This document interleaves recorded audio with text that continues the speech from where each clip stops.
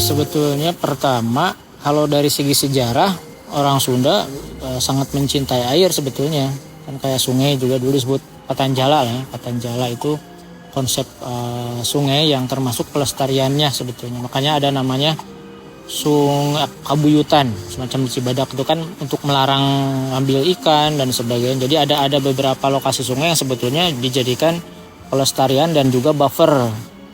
Nah, konsep itu sebetulnya ketika masuknya kolonial masih berjalan sebetulnya.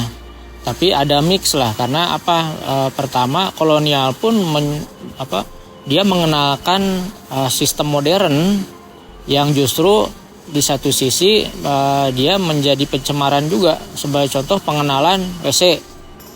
Dulu orang Sunda nggak punya WC di dapur, nggak ada. Dia pasti ke sungai semua. Nah, ketika masuk WC ke dapur, otomatis dia segala macam limbah akan terkumpul di situ gitu ya. Kemudian dialirkan langsung. Nah, itu salah satunya. Tapi sebetulnya karena Belanda dia memahami tentang water management dari dulu, maka dia bisa mampu memanfaatkannya dengan maksimal. Contohnya untuk irigasi. Kemudian dia juga pandai membentuk bendungan yang dia akan alirkan ke tempat-tempat tertentu. Sehingga nggak ada istilah yang ini susah air, ini gampang air. Nah, itu salah satu solusi dari Belanda. Yang kedua, sebetulnya mereka juga sangat melindungi air tersebut. Jadi kalau lihat ke arah Ubruk, zaman dulu sungai-sungai segar itu pakai pagar kawat. Karena apa ya? Memang orang dilarang untuk mengganggu jaluran air yang memang penting untuk masyarakat, untuk publik gitu. Nah, sementara posisinya zaman sekarang adalah ketika munculnya industrialisasi, jadi tidak hanya limbah rumah tangga, tapi limbah industri, termasuk pertambangan, termasuk pertanian juga ada limbahnya sekarang ini. Dan semua memang arah alirannya itu ke sungai ya.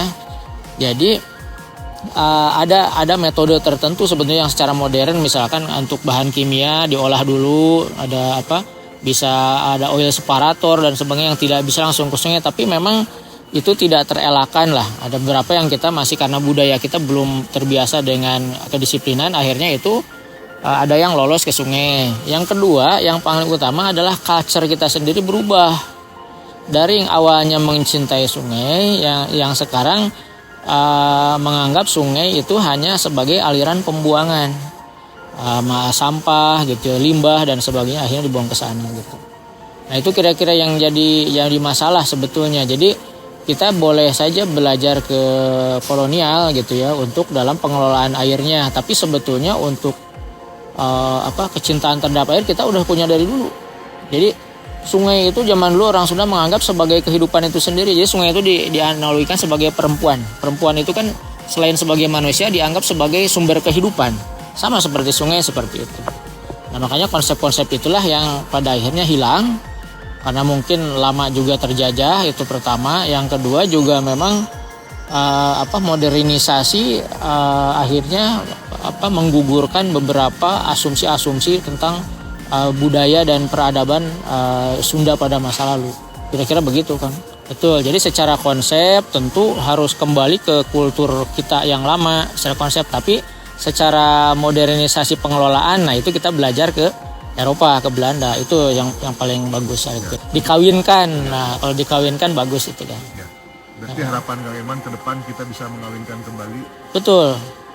Nah, jadi yang harus paham itu, kita bukan kembali ke masa lalu, tapi kita justru mengambil pelajaran ataupun ilmu-ilmu masa lalu itu diaktualisasikan ke masa sekarang gitu ya.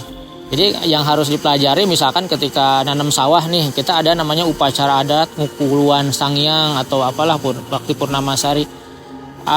Kita boleh aja sebagai tradisi itu misalkan kita lakukan, tapi yang jelas secara ilmu yang harus dipelajari adalah misalkan kenapa sih nanam padi itu harus musim tanggal sekian, kenapa harus misalkan ngambil inilah aja, ngambil bambu, kenapa harus hari tertentu, kenapa motongnya harus di sebelah mana, dan itu harus dipelajari karena pasti itu adalah ilmu karuhun kita yang sebetulnya ada manfaatnya, cuma kita menggalinya justru malah dari sisi mistis, metafisik yang sebetulnya itu kurang relevan. Saya yakin ada ilmu yang bisa digali juga selain secara metafisik gitu kira-kira.